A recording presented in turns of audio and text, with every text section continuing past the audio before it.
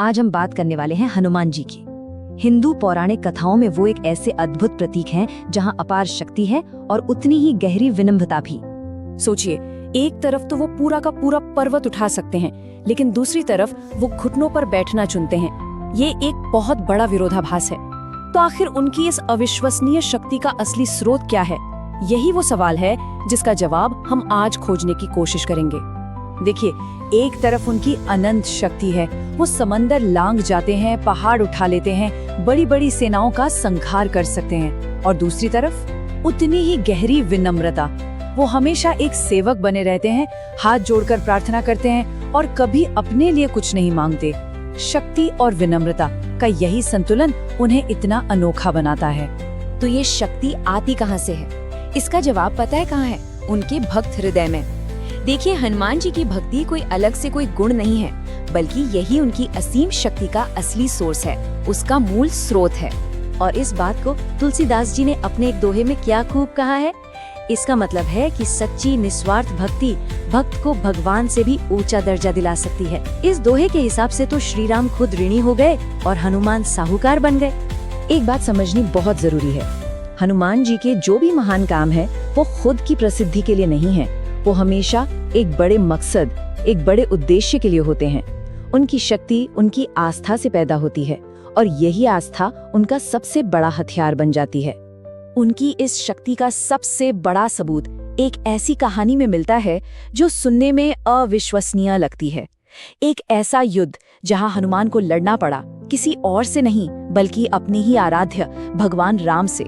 तो ये कहानी शुरू कैसे हुई? देखिए, ये सब नारद मुनि की एक परीक्षा से शुरू हुआ। उन्होंने हनुमान को उकसाया कि वो राम के गुरु विश्वामित्र का अपमान करे, ये देखने के लिए कि उनकी भक्ति कितनी गहरी है। अब विश्वामित्र जी को गुस्सा आ गया और उन्होंने अपने शिष्य राम को आदेश दिया कि वो हनुमान को मृत्युदंड दें और अपने गुरु का वचन निभाने के लिए राम को अपने सबसे प्रिय भक्त पर हमला करना पड़ा। तो हनुमान जी ने क्या किया?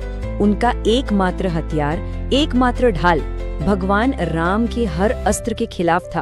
बस एक जाप, ब्रह्मास्त्र जैसा अस्त्र भी जिसे कोई नहीं रोक सकता, उनके सामने बेअसर हो गया।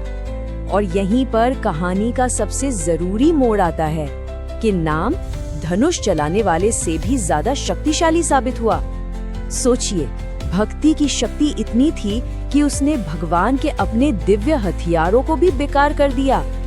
अब देखिए, हनुमान जी की शक्ति सिर्फ अपनी रक्षा तक ही नहीं है, उनका जो धर्म का मार्ग है ना, उसकी वजह से दूसरे शक्तिशाली देवता भी उनका सम्मान करते हैं और ये सम्मान उनके भक्तों के लिए एक सुरक्षा कवच बन जाता है।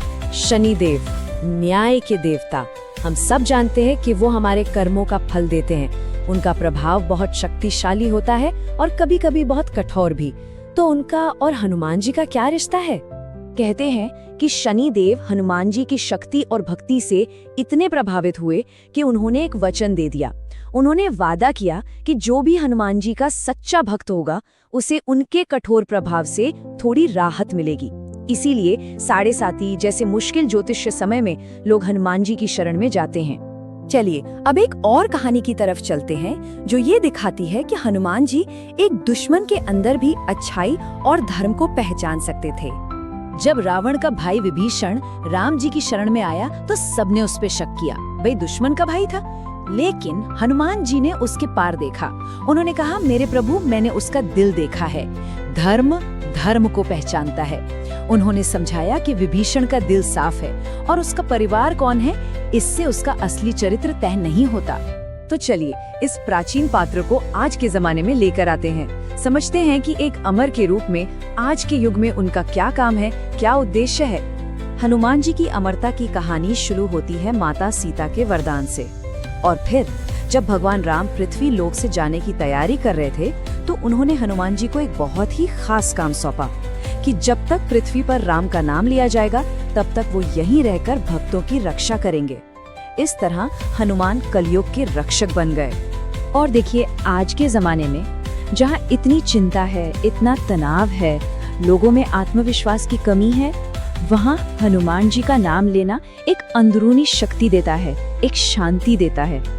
ये वो ताकत है जो बाहर से नहीं बल्कि हमारे अंदर से आती है। और अब हम आते हैं सबसे गहरे मतलब पर, जो हनुमान जी की पूरी कहानी को आत्मविजय का, सेल्फ मास्टरी का एक शक्तिशाली प्रतीक बना देता है। योग की भाषा में हमारे मन को अक्सर वानर मन या मंकी माइंड कहते हैं। क्यों?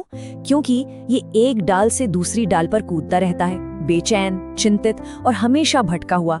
और दूसरी तरफ है हनुमान जी का मन, एकदम फोकस्ड, साहसी और एक मकसद के लिए पूरी तरह से समर्पित। वो काबू में किए हुए मन का सबसे बड़ा उदाहरण है।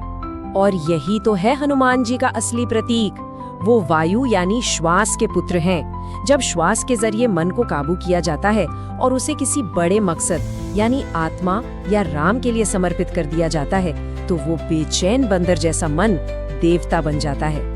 सच्ची शक्ति दूसरों पर काबू पाने में नहीं, बल्कि खुद को विनम्रता से किसी बड़े उद्देश्य के लिए समर्पित करने में है। तो हम आज की बात इसी सवाल के साथ खत्म करते हैं। अगर हनुमान एक सिद्ध मन का प्रतीक हैं, तो वो कौन सा उद्देश्य हो सकता है जो हमारी अपनी छिपी हुई